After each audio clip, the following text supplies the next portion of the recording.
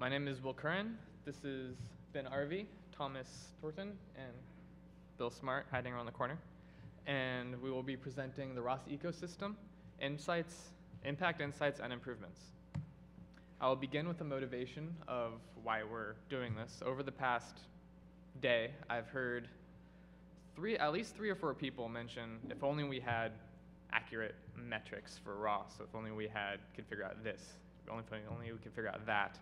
Well, that's what this talk is about. It's live usage statistics, static analysis, et cetera, et cetera. I will be talking about the live usage statistics, the tools. Ben will be talking about the visualization, and Thomas will be talking about the metrics. So we all know ROS. It's basically became more than just a framework or a code base. It's more of an ecosystem. There's packages, nodes, and people, all interconnected, all dependent on each other, and all collaborating. But each ecosystem has a carrying capacity. And once that carrying capacity is reached, once the ecosystem becomes too big for the environment that you're using, issues start occurring. And ROS is starting to get a little bit close to that. Let me show you what I'm talking about. So you have a package. Here at the bottom, just for reference, it's move it core. And it has about 16 different dependencies all shown above it. Each of these dependencies could have been written by a different person. They could be supported, they could be unsupported. You can look at the manifests and figure out how well supported they are. But the problem is each one of those dependencies have their own dependency. And each one of those dependencies have their dependencies. And pretty soon you get this gigantic network of dependencies. It's a Herculean effort now to discover what you really depend on and how well those are supported, and any of them could really break your code. This is kind of ROS in a nutshell. It's kind of a good thing, it's kind of a bad thing. It's a good thing because, well, you don't have to write all of these dependencies. It's a very collaborative effort. Everyone works together to accomplish a task.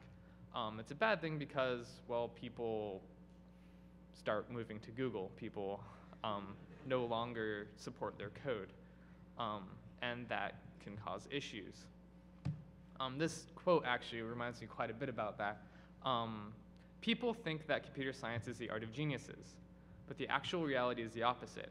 It's just many people doing things that build on each other, like A Wall of Many Stones by Donald Knuth. Well, that's essentially ROS, a wall of many stones. A lot of people working together to build something and making a robot do something cool. And this is what we really are. It's a bunch of people working together, holding up the ROS ecosystem. But in actuality, this is what we are. There's a small number of people holding up the whole ecosystem and start getting a little stressed. Daniel. Let me show you what I'm talking about. So we look at maintainer ratio. ROS has about 1,500 packages in Hydro, and the top 10 maintainers listed here maintain about a third of those. That's quite a bit of maintaining for the top 10 people.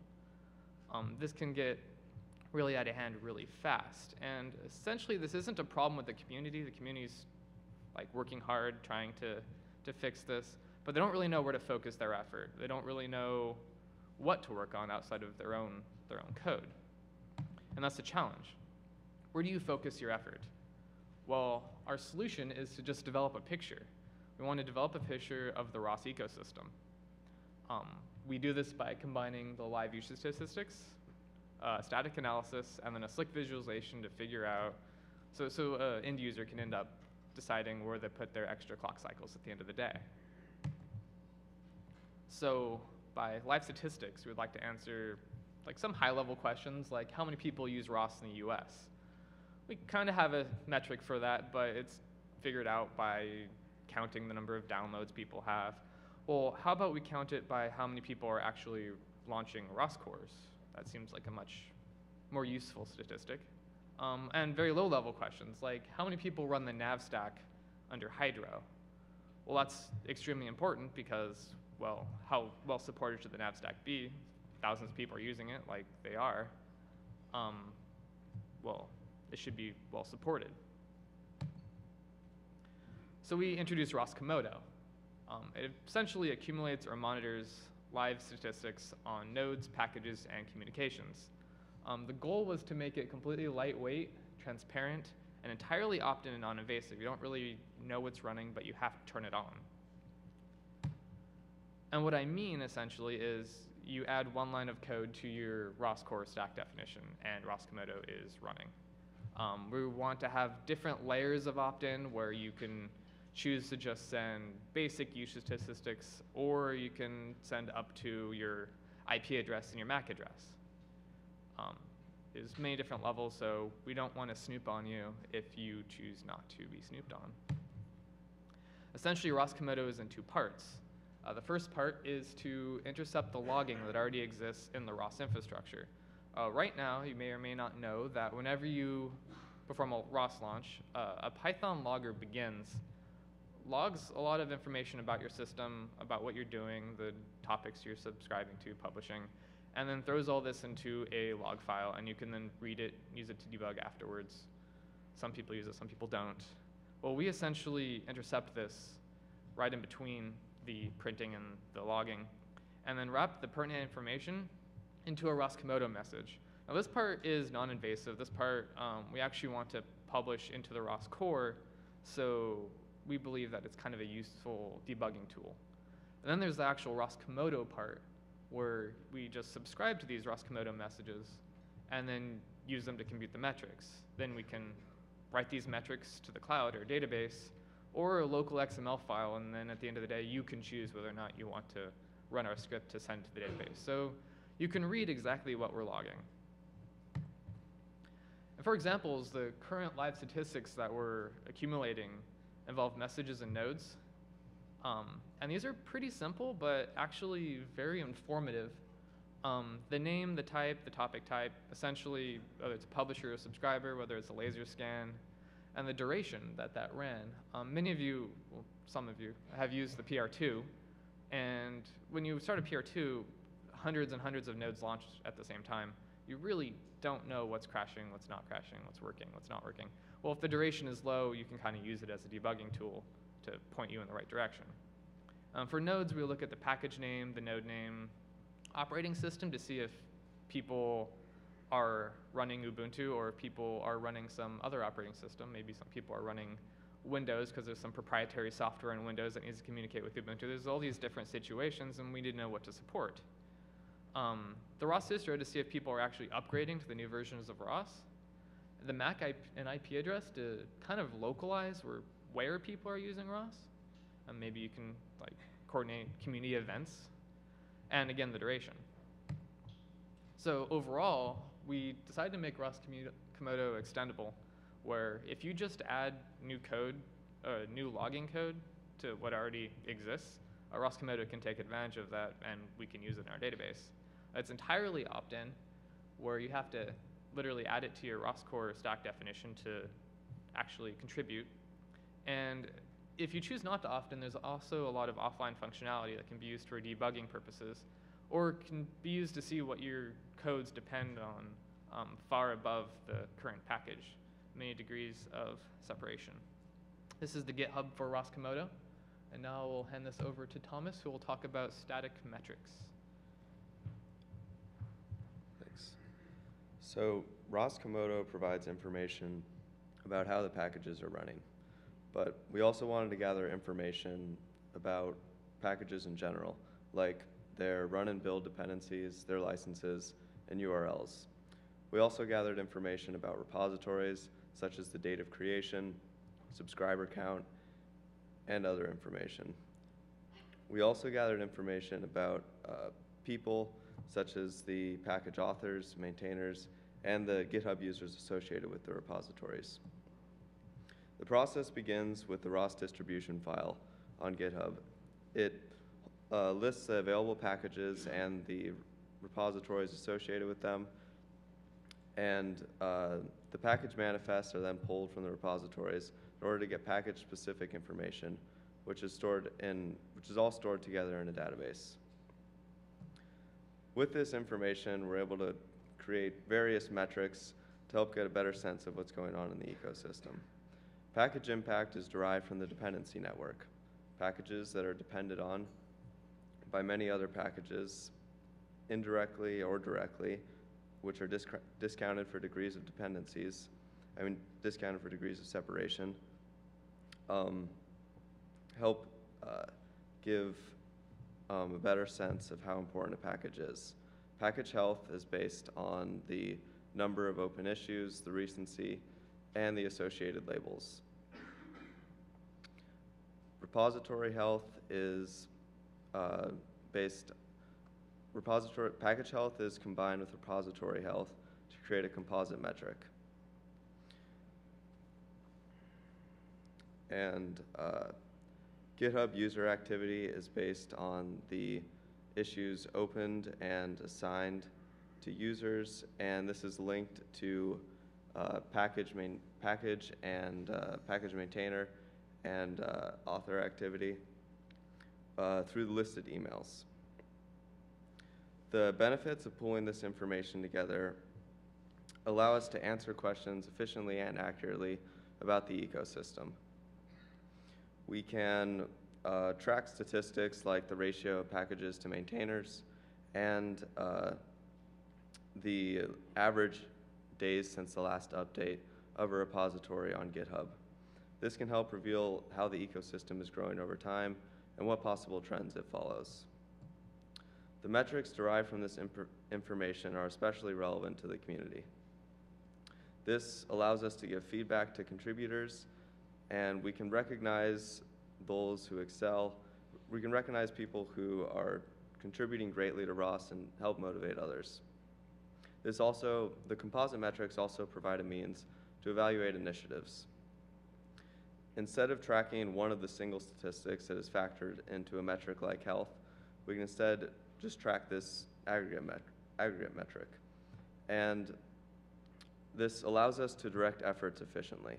Knowing which packages have a very large impact and which packages are in the greatest need of a helping hand can help us decide where our efforts will be most beneficial.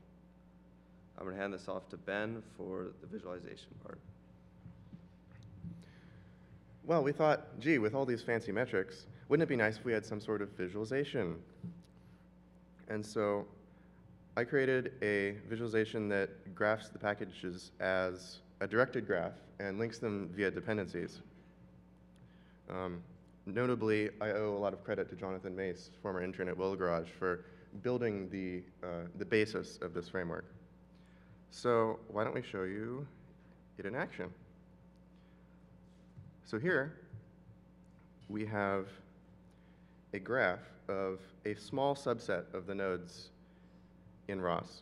At the moment, this is focusing on RViz and shows all of its immediate dependencies and dependents. Additionally, the nodes are colored via a heat mapping scheme and displaying their health metric. We can also switch to other metrics as needed. And I'm going to invite Bill up to the stage, and we're going to run a little audience participation. All right, so this is a live demo with no net. Which node did you want to see?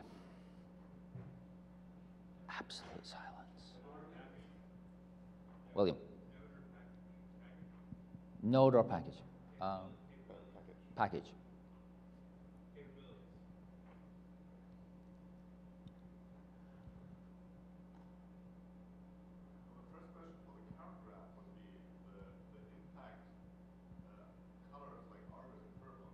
Mm-hmm.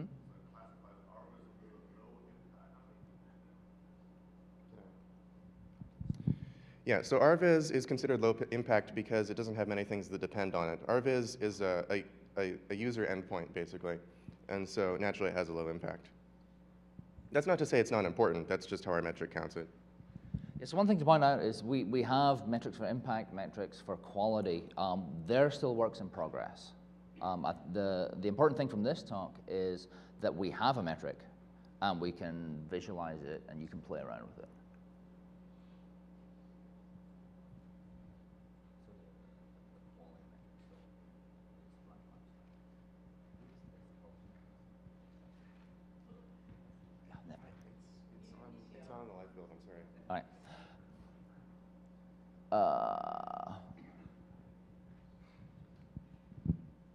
All right, so here we have capabilities and its immediate dependencies. If we want to see more dependencies, we can extend these sliders. So now here's more things that depend on capabilities indirectly. We can also sort them by generation more specifically. So we can see that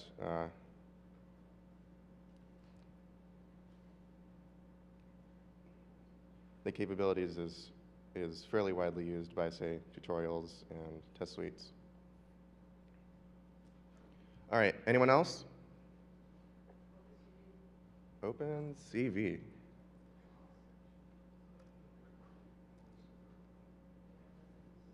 Which one? Vision, all right.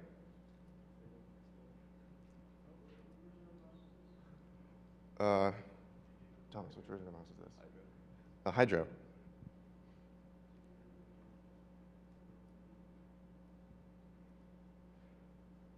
All right, so here's the extended OpenCV family.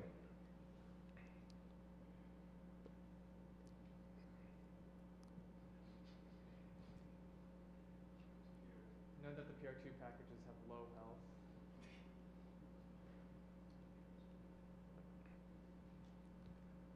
All right, what else do we look at?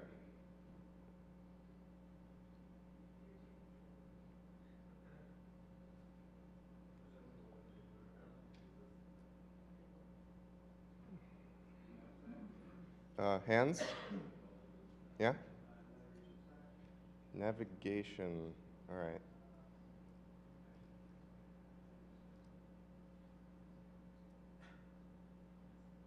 Well, that's lovely. Hold on.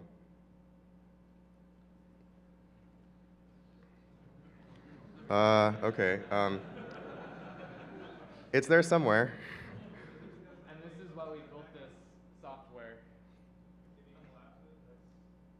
Sorry? It is. Meta packages are represented here, though. Here it is. Okay. And so navigation contains all of these, all the nodes being highlighted in red when I mouse over it. So all the planners and posers and various other things. The first comment is David, are you here? You should put this in your thesis. So the intention for this is to try and give people a larger scale view of the ecosystem. So if you have 10 hours to work on something, what should you work on? What's most dependent upon? What's not well maintained? What has a lot of open issues? And so part of our goal here is not just to have this fancy visualization, but to give us a tool to figure out where we can best spend our time. Because there's, ROS is big and it's sprawling now, and so how can you help make things better in a very targeted way? And so hopefully with this kind of visualization, we can figure out the best way to optimize our increasingly limited time as developers. To get to that goal, couldn't you have some kind of REP that specifies tags for a package, like this is using vision, navigation, whatever, this way, during certain visioning of the focus of that package? Right, I think that's a great idea, and one of the things that we started talking about last night actually is how can we put more information into the packages, into the manifest files, package files, to help us visualize that, to give us more information where we can narrow things down a little bit more.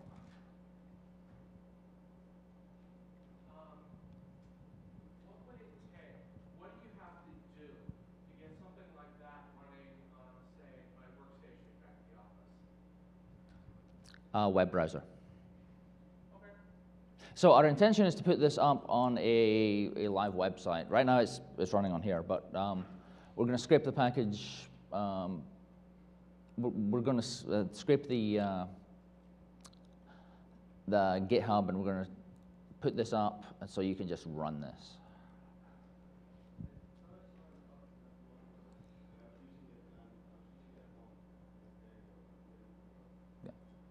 So the comment was he was using it at home just a couple of days ago. Did we take it down? No. No. Okay. Dirk. How do you think you get like qualitative information from the numbers? I mean, the number of open issues is like a good indicator, but if you have a repository which is like very popular, you will for sure get more tickets than on a repository which is not popular. And on the other hand, you can also have like 50 tickets also for feature requests, where another repository has like 10 bug reports, which are quality-wise like worse. Right. So the actual metrics, how we calculate things, that's still up for debate. But all the stuff you saw is configurable by YAML files, how you actually compute those numbers. And so what we'd like to do is put this up, give you the local version that you can run on your own workstation, and have you figure out the metrics that you want to use, and then contribute those YAML files back, and then we'll display them live. I'm gonna add to that. Also, you were saying that if a package is very popular and has a lot of open issues, well, the whole one of the big points of this is the community should focus on that package more. So there should be more people helping that package, so it shouldn't have as many open issues. You see the cycle. I'm not sure if feature requests are really added. The issues are weighted for the labels associated with them. So feature requests are weighted less than actual bug issues.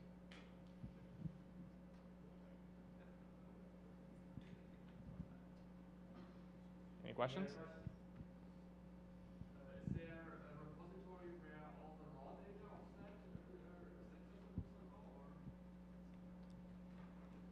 accessible? So right now, no, but we're hoping to give a web front end to all the stuff we calculate. We're probably going to try and calculate it nightly, and then we can give you a web front end to that. And there's no reason why we can't give you SQL access to that.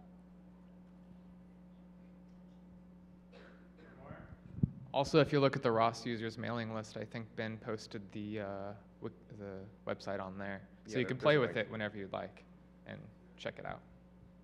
Yeah, there you go. He has it up on his computer right now. Do you have something like the top 10 of packages that need the most help or something? Actually, I think that would be kind of nice if you see like this is really like a package and it needs some support. You can just jump in, procrastinate a few hours, right? yes. Top 10 impact, top 10 health, top 10 activity. So the other end of the switch you can't see is the ones you should work on. Yeah. So we have a minute left, so this is a call for help. We need your help to do this. So this is going to work best if we can monitor what people are actually using. A lot of this stuff is from dependencies, and that's great, but we need to know the nodes we're actually using. And so what Will talked about is a modification of the ROS core. Can I have a show of hands? I think I did this last year. How many people would be willing to modify their ROS core and report what they're doing to us in some anonymized fashion? Okay, let me ask that again. How many people would be willing to report what they're doing to us in some anonymized fashion? Because it will make your life so much better. No, really, you're doing this already and you don't know. We're only asking you, right? We could do this without asking you. Please think about doing it.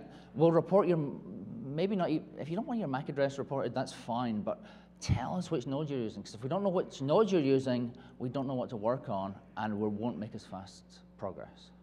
So can we filter out our own nodes, say that we're developing all these nodes and we really don't want you to? Yeah. So we're still working on the opt-in, but we'd like to make it as fine-grained as you would like it to be, so that you can tell us as much stuff as you're comfortable with. You can run it locally and then run a function, or run a shell script to send it back to us, or send the bits back to us that you're comfortable with. So we don't want to know everything about you, but the more we know, the better we're going to be able to make this, and the more accurate these numbers are going to be. So probably a good subset would be probably if the people can opt into not reporting all the nodes and packages which are like in the official ROS distro. So whatever you have as custom nodes, optionally those get reported. It's probably